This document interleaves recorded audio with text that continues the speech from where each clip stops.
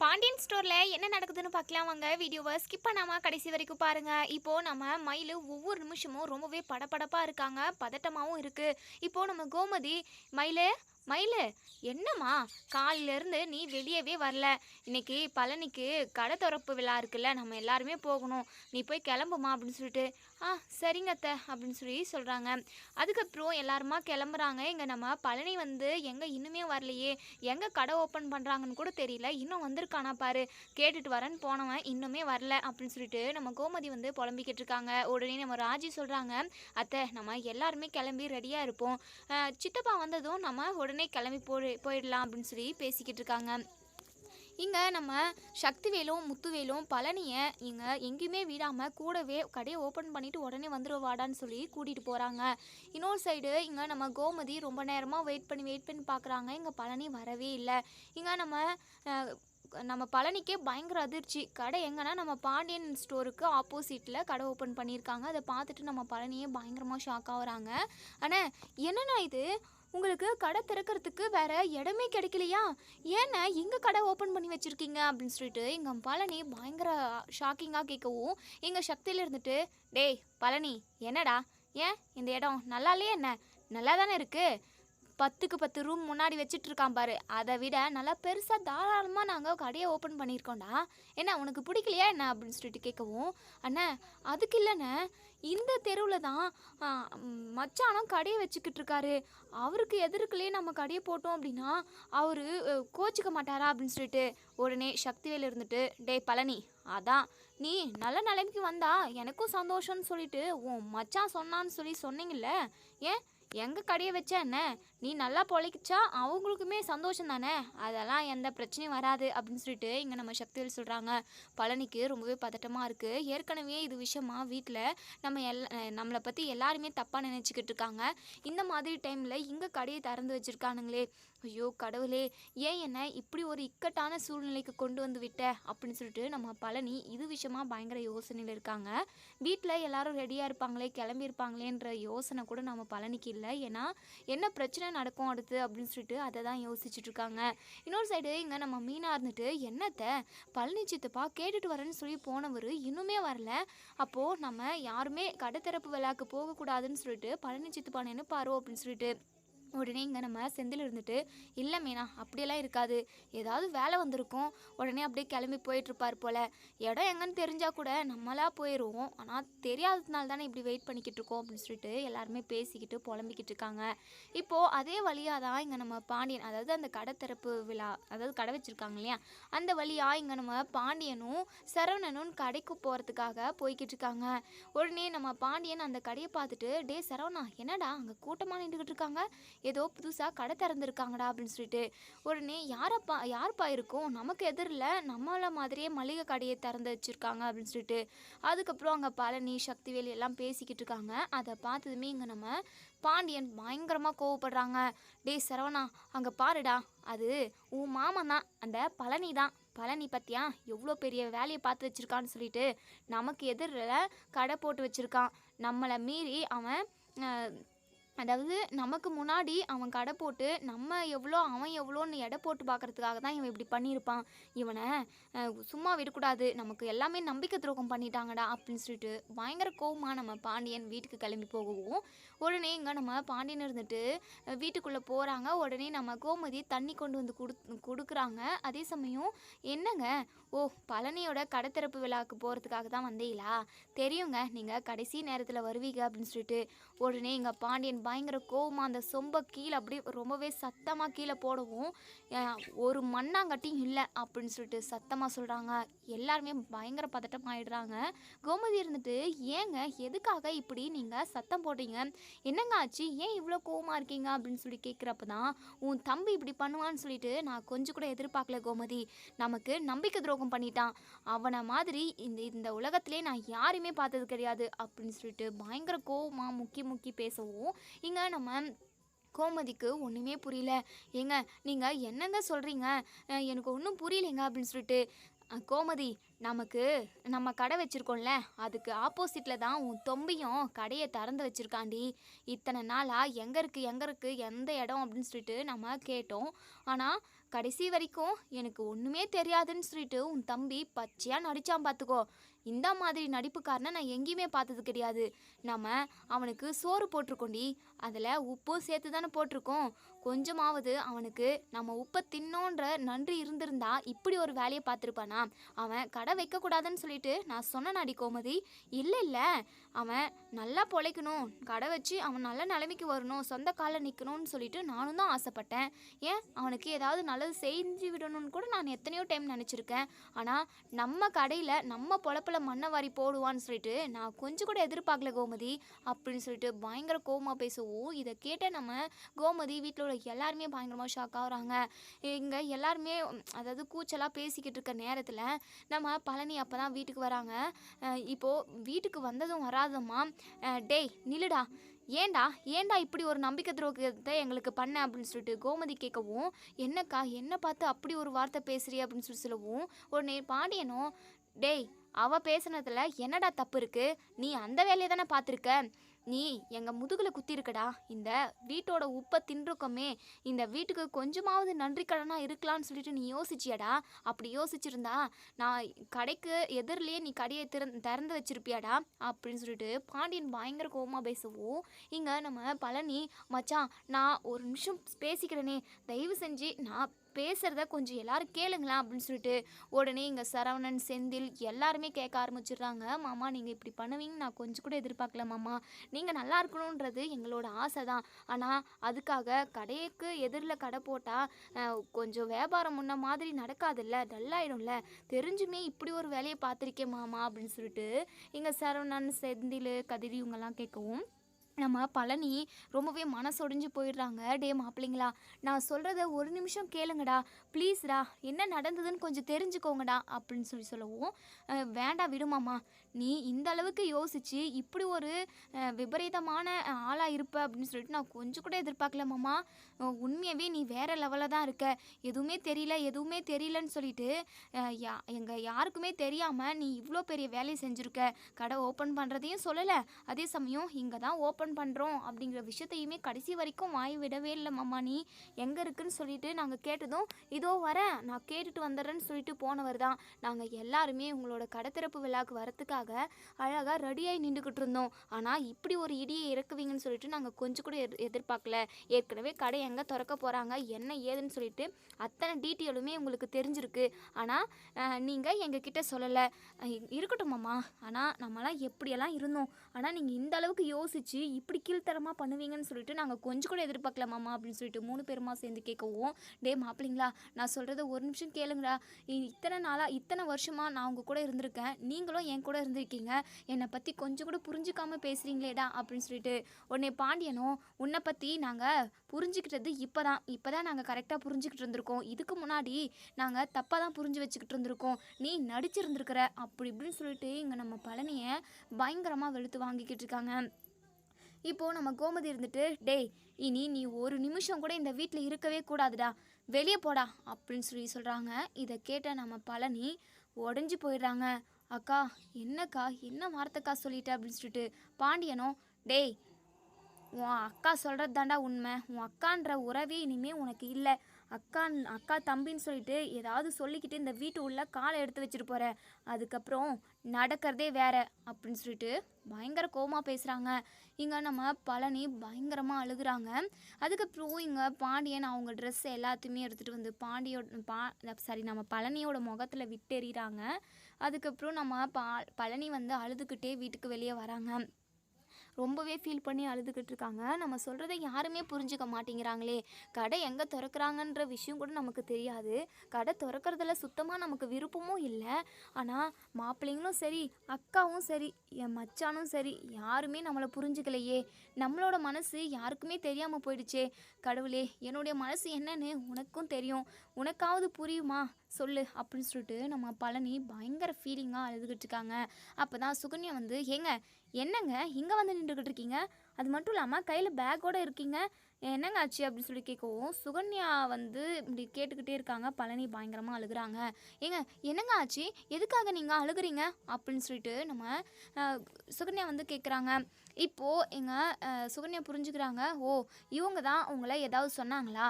அவங்க கடைக்கு முன்னாடி நம்ம கடை திறந்து வச்சுருக்கோன்றதுனால அவங்களுக்கு பொறாமையாக இருந்திருக்கும். அவங்களோட வியாபாரம் கெட்டு போகும்னு நான் நினச்சிக்கிட்டு இப்படியெல்லாம் அவங்கள ஏதாவது பேசியிருப்பாங்க. எனக்கு நல்லாவே புரியுது. அவங்க கடையை விட நம்ம கடை கொஞ்சம் பெருசாக தானே இருக்குது, அதனால தான் வயித்தெரிச்சல் பொறாமை அப்படின்னு சொல்லிட்டு இங்கே சுகன்யா பேசிக்கிட்டு இருக்கவும், இதெல்லாம் காதுக்குள்ளே வாங்கிக்கிட்ட நம்ம கோமதியும் பாண்டியன் எல்லாருமே வீட்டுக்கு வெளியே வரவும், உடனே கோமதி இருந்துட்டு, இங்கே பாருமா சுகன்யா, வார்த்தையை அளந்து பேசு, நாங்கள் ஒன்றும் பொறாமப்படுறவங்க கிடையாது அப்படின்னு சொல்லவும், உடனே சுகன்யாவோ, சரிங்க அத்தாச்சி, நீங்கள் பொறாமப்படுறவங்க கிடையாது, உங்கள் தம்பி தானே கடையை திறந்துருக்காரு, உங்கள் தம்பி நல்லா இருக்கணும்னு சொல்லிட்டு மூச்சுக்கு 300 டைம் நீங்கள் சொல்லுவீங்க, ஆனால் அது வாய் வார்த்தை மட்டும்தான், ஆனால் செயலெல்லாம் கிடையவே கிடையாது. இந்த வீட்டுக்கு எடுபுடி வேலை செஞ்சால் மட்டும் உங்களுக்கு குழு குழு குழுன்னு இருக்கும், மற்றபடி இவர் சொந்த காலில் நிற்கணும்னு சொல்லிட்டு ஒரு முடிவெடுத்தா உங்களுக்கு கசக்குதா அப்படின்னு சொல்லிட்டு இங்கே நம்ம கோமதி இருந்துட்டு, வேண்டாம் சுகன்யா, நீ ரொம்ப ஓவராக பேசிக்கிட்டு இருக்க. பழனியும், இங்கே பாரு சுகன்யா, தேவையில்லாமல் நீ பேச்சை வளர்த்துக்கிட்டு இருக்காத, வா நம்ம போகலாம் அப்படின்னு சொல்லிட்டு. ஓ, அப்போது உங்களை வீட்டை விட்டே துரத்திட்டாங்களா? பார்த்தீங்களாங்க, நீங்கள் அவங்களுக்கு எடுபடி வேலை செஞ்சுக்கிட்டு இருந்த வரைக்கும் நீங்கள் நல்லவங்களா தெரிஞ்சிங்க. இப்போது நீங்கள் சொந்த காலில் நிற்கணும்னு சொல்லிட்டு ஒரு முடிவு எடுத்துட்டீங்க. அது அவங்களுக்கு பிடிக்கல. பார்த்தீங்களாங்க, ஒருத்தராவது உங்கள் மேலே பாசம் வச்சுக்கிட்டு இருக்காங்களான்ட்டு இப்போவே நமக்கு இந்த விஷயம் தெரிய வந்தது. இன்னும் காலத்துக்கும் அவங்களுக்கு நீங்கள் அடிமை வேலை பார்த்துக்கிட்டு இருந்திருந்தா ஒரு வேலை நம்மளோட நிலைமை என்னத்துக்குங்க ஆகிறது?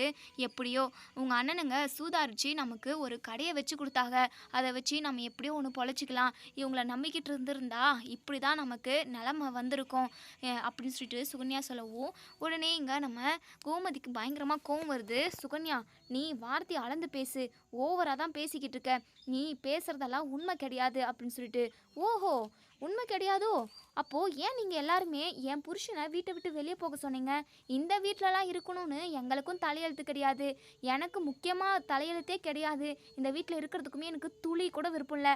என் புருஷனுக்காக தான் இத்தனை நாள் நான் இந்த வீட்டுக்குள்ளவே இருந்தேன், என் புருஷனாவே இந்த வீட்டை விட்டு வெளியே துரத்துறீங்க.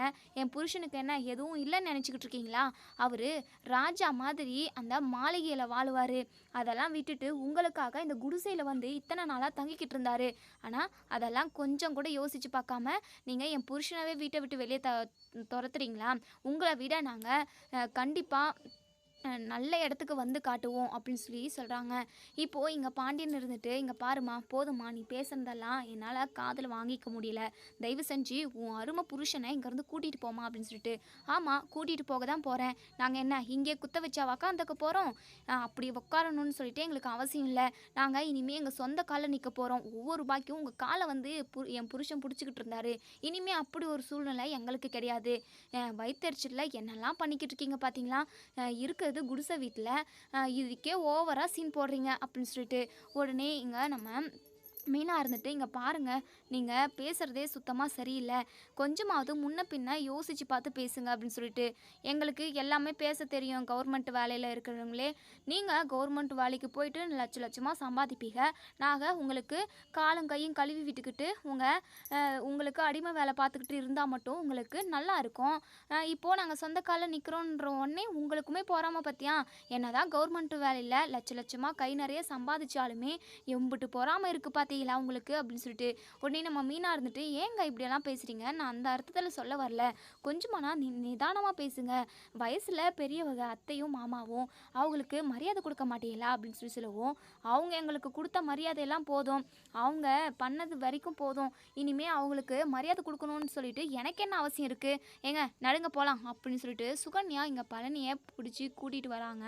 இங்கே நம்ம பாண்டியன் இருந்துட்டு, பாத்தியா கோமதி, என்ன பேச்சு பேசுகிறாங்கன்னு சொல்லிட்டு நாம் நல்லது நினச்சி அவங்கள இந்த வீட்டில் இருக்க விட்டோம், ஆனால் அவள் இதை வீட குடிசைன்னு சொல்கிறது அந்த சுகன்யா பிள்ளை, இதெல்லாம் நமக்கு வேணும் கோமதி, நல்லது நினைக்கிறோம்ல, நல்லது நினைக்கிறவங்களுக்கு என்னைக்கு தான் நல்ல காலம் இருக்குது அப்படின்னு சொல்லிட்டு பாண்டியன் சொல்கிறாங்க. இன்னொரு சைடு இந்த பிரச்சனையெல்லாம் ஒரு வழியாக முடியுது. இங்கே நம்ம பழனி ரொம்பவே முகம் வாடி போயிருக்கு. மறுநாள் காலையில் எங்கள் சக்திவேல் இருந்துட்டு, டே பழனி, சீக்கிரமாக கடைக்கு போயிட்டு வேலையை பார்க்குற வழியை பாருடா, சும்மா வீட்டிலே உட்காண்ட்ருக்காத, அந்த கடையில் இருக்கிறப்போ நீ எம்பிட்டு வேலை பார்க்குவ, இப்போது உனக்குன்னு ஒரு கடை வந்ததுக்கப்புறம் ஏண்டா எதுவுமே முகத்தில் சந்தோஷமும் கிடையாது, அதே சமயம் கடைக்கு போகிற இன்ட்ரெஸ்ட்டும் இல்லாத மாதிரி உட்காண்ட்ருக்க, என்னடா ஆச்சு உனக்கு? அண்ணே, எனக்கு அந்த கடைக்கு போய் கடைய நடத்துறதுல சுத்தமா விருப்பம் இல்லண்ணே. எனக்கு வேற எங்கேயாவது கடை போட்டு குடுங்க. இல்லன்னா நான் வேற ஏதாவது வேலைக்கு போறேனே அப்படின்னு சொல்லிட்டு இங்க பழனி சொல்லவும், உடனே இங்க சக்திவேல் இருந்துட்டு, "டேய் முட்டாள் பையா! என்னடா என்னடா பேசிக்கிட்டு இருக்க? திரும்பவும் ஃபர்ஸ்ட்டுல இருந்தா? இங்க பாரு. அந்த கடைக்கு லட்ச லட்சமா செலவு பண்ணி அந்த கடைய ஆரம்பிச்சு வச்சிருக்கு. நீ அத நல்ல நிலைமைக்கு கொண்டு வர்றதும், வராதும் உன் கையில தான் இருக்கு. என்னம்மா சுகன்யா இவன் இப்படியெல்லாம் பேசிக்கிட்டு இருக்கான்?" அப்படின்னு சொல்லி கேட்கவும், "என்னத்த சொல்றீங்க மாமா? இவங்க அவங்க அக்கா ஞாபகமாகவும் அவங்க மச்சான் ஞாபகமாக தான் இருக்காங்க. அவங்க வீட்டை விட்டு துரத்திட்டாகலாம். அதுக்கு இப்படி கஷ்டப்பட்டுக்கிட்டு இருக்காங்க அப்படின்னு சொல்லவும், உடனே நம்ம அப்பத்தா இருந்துட்டு, "டே பழனி, அதான் அங்கே இருக்க வேண்டான்னு சொல்லி உன்னை வெளியே அனுப்பிட்டாகல. எதுக்காகடா அவங்கள பற்றி நினச்சிக்கிட்டு இருக்க? அவங்களுக்கு உன் மேலே சுத்தமாக அக்கறை இல்லைன்னா எனக்கு தோணுது. கோமதி உன்னை ரொம்ப நல்லா பார்த்துக்கிட்டு இருந்தான்னு சொல்லி தான் நான் நினச்சிக்கிட்டு இருந்தேன். ஆனால் நீ சொந்த காலில் நிற்கிறோம் அப்படின்ற ஒரு சுச்சுவேஷன் வந்தப்போ யாருமே உன் கூட நிற்கலடா. எல்லாருமே உன்னை தனியா ஒதுக்கி தான்டா விட்டாங்க. இதெல்லாம் நீ மனசுல வச்சுக்கிட்டு நல்லபடியா பொழைக்கணும்டா.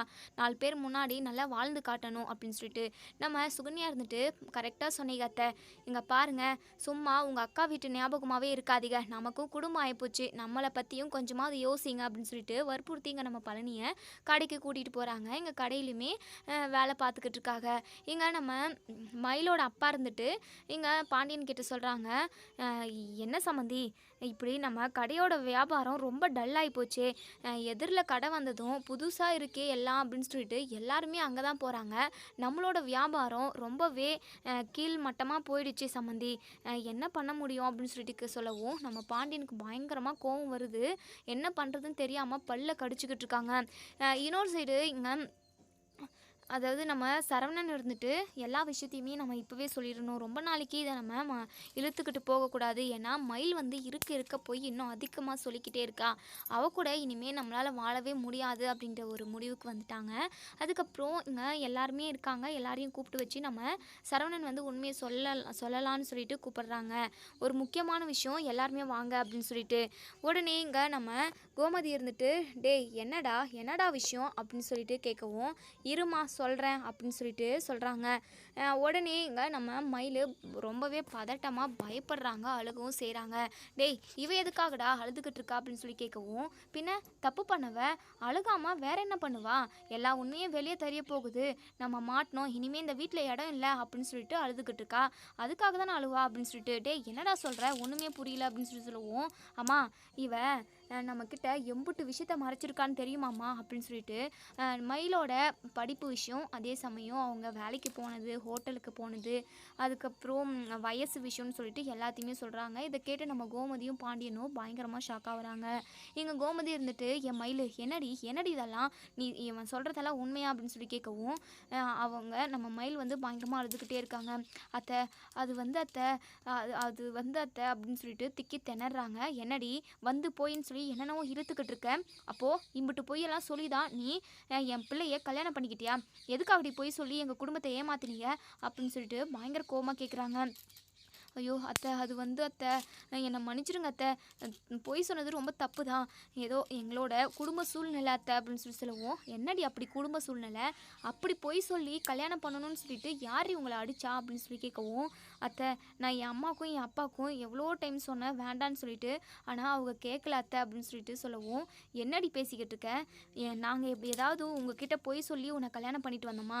என்ன இருக்குதோ அதை தானே சொல்லி இப்போ கல்யாணம் பண்ணிட்டு வந்தோம்.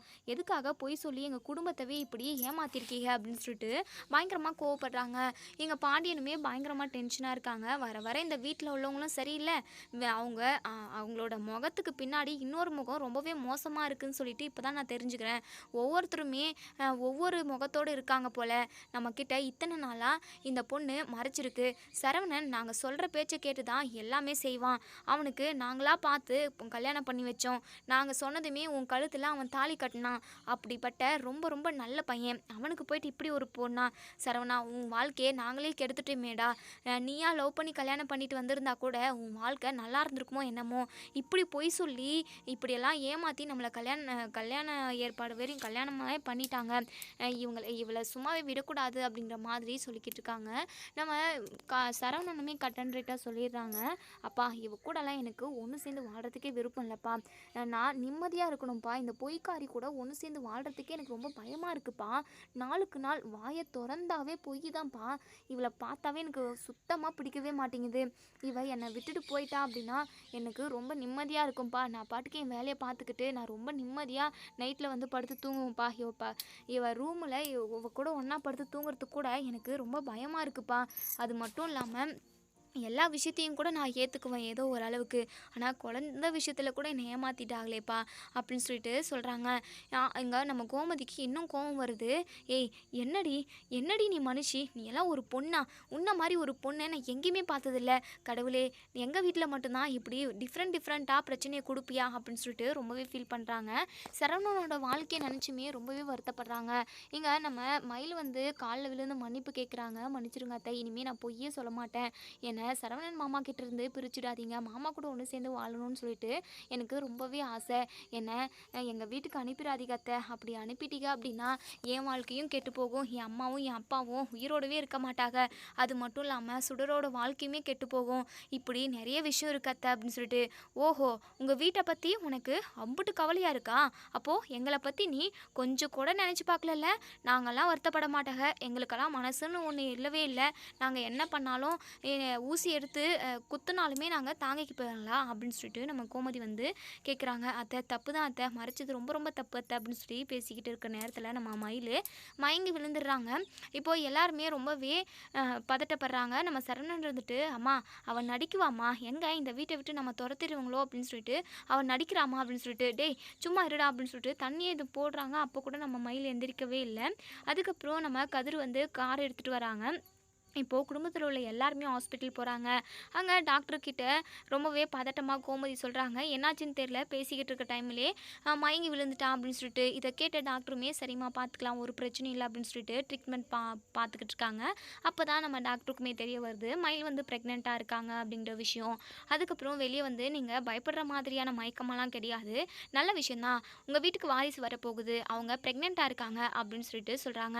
இதை கேட்ட நம்ம கோமதி ரொம்பவே சந்தோஷப்படுறாங்க. அதே சமயம் ரொம்பவே வருத்தப்படுறாங்க. சரி, கெட்டதுலேயும் ஒரு நல்லதுன்ற மாதிரி ஆச்சு அப்படின்னு சொல்லவும் சரவணனுக்கு இது அதாவது இதை நம்பவே முடியல. முன்ன மாதிரி ஏதாவது நாடகம் நடிப்பாளோ, இந்த டாக்டர் கிட்ட சொல்லிட்டு இருப்பாளோ அப்படின்னு சொல்லிட்டு யோசிக்கிறாங்க. கோமதி கிட்டேயுமே சொல்கிறாங்க, டேய் அவளே மயக்கத்தில் இருந்தா, நம்ம தானே தூக்கிட்டு வந்து ஹாஸ்பிட்டலில் சேர்த்தணும், அவள் கர்ப்பமாக இருக்காடா, சரி விடுடா, எப்போவோ நடந்ததெல்லாம் இப்போ பேசி ஒரு பிரயோஜனமும் இல்லை. இனிமே அவள் உனக்கு உண்மையாக இருக்காளா, பொய் சொல்லாமல் நேர்மையாக இருக்காளான்றதை மட்டும் பாருடா, நடந்த எல்லாத்தையுமே மறந்துடுறா, உனக்குன்னு ஒரு குழந்தை வரப்போகுது, அந்த குழந்தைய நினச்சி நீ குழந்தைக்காக வாழ்டா சரவணா, வேறு வழி இல்லைடா, இனிமேல் பொய் சொல்ல மாட்டேன்னு அவளே சொல்லியிருக்கா. இனிமேல் நீங்கள் 2 பேரும் ஒன்று சேர்ந்து சந்தோஷமாக வாழணும் சரவணா, சரியா? நான் அம்மா சொல்கிறத கேட்டுக்கிட்டு நல்லபடியாக நடந்துக்கோடா, உனக்கு குழந்தைன்னு ஒன்று பிறந்துருச்சு அப்படின்னா அதுக்கப்புறம் எல்லாமே சரியாயிடும்டா அப்படின்னு சொல்லிட்டு நம்ம கோமதியுமே சொல்கிறாங்க. இருந்தாலும் நம்ம சரவணனால் ஏற்றுக்கவே முடியல. குழந்தைக்காக தான் நம்ம சரவணன் வந்து மயிலை ஏற்றுக்க வேண்டிய சுச்சுவேஷன் இருக்குது. குழந்தை பிறந்துருச்சு அப்படின்னா குழந்தைக்காக மட்டும்தான் நம்ம சரவணன் வந்து வாழ போகிறாங்க. மயில் அவ்வளோவா கண்டுக்க மாட்டாங்கன்னு தான் தோணுது. ஏன்னா குழந்தைனாவே நம்ம சரவணனுக்கு ரொம்ப பிடிக்கும். அதுக்காக என்னெல்லாம் பண்ணலாம் அப்படின்ற ஒரு ட்ரீம் வந்து முன்னாடியே யோசித்து வச்சுருந்துருப்பாங்க. இப்போது திரும்பவும் அந்த குழந்தைய நினைக்கிறப்ப தான் கொஞ்சம் திருப்தி ஆகுது அவங்களுக்கு. இன்னொரு சைடு நம்ம மயில் அப்போ தான் கண் விழிக்கிறாங்க. அப்புறம் கோமதி வந்து பக்கத்தில் நின்றுக்கிட்டு இருக்காங்க. நம்ம மயில் ரொம்பவே பதட்டமாக, அத்தை என்னை மன்னிச்சிடுங்க அத்தை, இனிமேல் நான் பொய்யே சொல்ல மாட்டேன் அத்தை, நம்ம குடும்பத்துக்கு உண்மையாக இருப்பேன் அத்தை, தயவு செஞ்சு என்னை வீட்டை விட்டு துரத்திடாதுக்கு அத்தை, அம்மா நான் எதுக்காக ஹாஸ்பிட்டலில் இருக்கேன் அப்படின்னு சொல்லிட்டு புலம்பிக்கிட்டு இருக்கவும் கோமதி இருந்துட்டு, இங்கே பாரு மயில், அதை பற்றி நாங்கள் எதுவும் கேட்க மாட்டோம், இனிமேல் நீ சரவணனுக்கு உண்மையாக இருக்கணும், நடந்து எல்லாத்தையுமே மறந்துடு, இப்போது நீ கர்ப்பமாக இருக்க, எங்கள் வீட்டு வாரிசை நீ சுமந்துக்கிட்டு இருக்க மயில் அப்படின்னு சொல்லிட்டு. இதை கேட்ட மயில் ரொம்பவே சந்தோஷப்படுறாங்க. என்னத்த சொல்கிறீங்க அப்படின்னு சொல்லிட்டு. ஆமாம் மயில், நீ கவலைப்படாத சரியா அப்படின்னு சொல்கிறாங்க. மயிலை ரொம்ப நல்லா கவனிச்சுக்கிறாங்க. இப்போது மயிலுக்கு ரொம்பவே ஹாப்பி. கடவுள்கிட்ட அதாவது சொல்கிறாங்க, கடவுளே எனக்கு எப்படியோ நல்ல வழி காட்டினேன், எனக்கு என் வாழ்க்கையே போச்சு அப்படிங்கிற ஒரு சுச்சுவேஷனில் தான் இருந்தேன், இப்போது எனக்குன்னு ஒரு வாழ்க்கை கொடுத்துருக்க என் குழந்தை மூலமாக ரொம்ப நன்றி கடவுளே, இப்படி இதை வச்சு நான் கண்டிப்பாக நான் இந்த வீட்டிலேயே இருந்துருவேன். இனிமே மாமாவுக்கும் சரி, குடும்பத்தில உள்ளவங்களுக்கும் சரி, நான் எப்பவுமே உண்மையா தான் இருப்பேன் அப்படின்னு சொல்லிட்டு நம்ம மயில் வந்து மனசுக்குள்ளேயே நினைக்கிறாங்க. இப்போ இங்க சரவணன் வந்து மயில் கூட அவ்வளவா முகம் கொடுத்து பேசவே மாட்டேங்கிறாங்க. எல்லாருமே வீட்டுக்கு போயிடுறாங்க. வீட்டுக்கு போனதுமே இங்க நம்ம கோமதி மயில ரொம்பவே நல்லா கவனிச்சுக்கிறாங்க. "மயிலு, இந்தா மயிலு இந்த ஜூஸ் குடி" அப்படின்னு சொல்லிட்டு. "அத்தை இப்பதானே அத்தை நீங்க இது மாதுளம்பழம் ஜூஸு கடையில வாங்கி குடுத்தீங்க. இப்ப திரும்பவும் குடிக்கணுமா? வேண்டாம் அத்தை வயிறு ஃபுல்லா இருக்கு" அப்படின்னு சொல்லவும், "இங்க பாரு மயிலு அப்படியெல்லாம் அடம் பிடிக்கக்கூடாது. குழந்தை ஆரோக்கியமா வளரணும்ல. நான் என்னெல்லாம் குடுக்குறேனோ அத ஹெல்த்தியா சாப்பிட்டுக்கணும் சரியா?" அப்படின்னு சொல்லிட்டு, சரிங்க அத்தை. நீங்க சொன்னா நான் எல்லாமே கேட்பேன் அத்தை" அப்படின்னு சொல்லிட்டு, அதுக்கப்புறம் இங்க நம்ம கதிர் இருந்துட்டு, "ராஜி, நீ எப்போ குழந்தை பெத்துக்க போற?" அப்படின்னு சொல்லிட்டு, உடனே திடீர்னு நம்ம ராஜி வந்து, என்ன சொன்ன கதிர்?" அப்படின்னு சொல்லி கேட்கவும், "இல்லையே, ஒன்றும் இல்லையே. அ அண்ணனுக்கு குழந்தை பொறக்க போகுதுன்னு சொன்னேன். வேற எதுவும் சொல்லலையே?" அப்படின்னு சொல்லவும், "இல்ல, நீ ஏதோ சொன்ன. குழந்தைய பத்தி தான் ஏதோ பேசின. ஆனா எனக்கு சரியா காதுல விழல" அப்படின்னு சொல்லிட்டு, அப்படியே உடனே நம்ம கதிர் வந்து அப்படியே வெட்கப்படுறாங்க. இங்க ராஜியுமே, "கதிரு, நீ என்ன சொல்ல வந்தன்னு சொல்லு கதிரு ப்ளீஸ்" அப்படின்னு சொல்லிட்டு சொல்லவும், உடனே இங்க நம்ம அ க கதிர் இருந்துட்டு, "அதெல்லாம் ஒண்ணும் இல்ல போ" அப்படின்னு சொல்லிட்டு அங்கேருந்து போயிடுறாங்க. நம்ம ராஜி பயங்கரமா யோசிச்சுட்டு இருக்காங்க. இதோட இந்த ரிவ்யூ முடியுது. இதுக்கப்புறம் என்ன நடக்குதுன்னு சொல்லி வெயிட் பண்ணி பார்ப்போம் ஃப்ரெண்ட்ஸ். வீடியோ பிடிச்சிருந்தா லைக் பண்ணி, கமெண்ட் பண்ணி தெரிவிங்க. நம்ம பழனி வந்து திரும்பவும் நம்ம கோமதி கூடவே வந்து இருக்கணும்.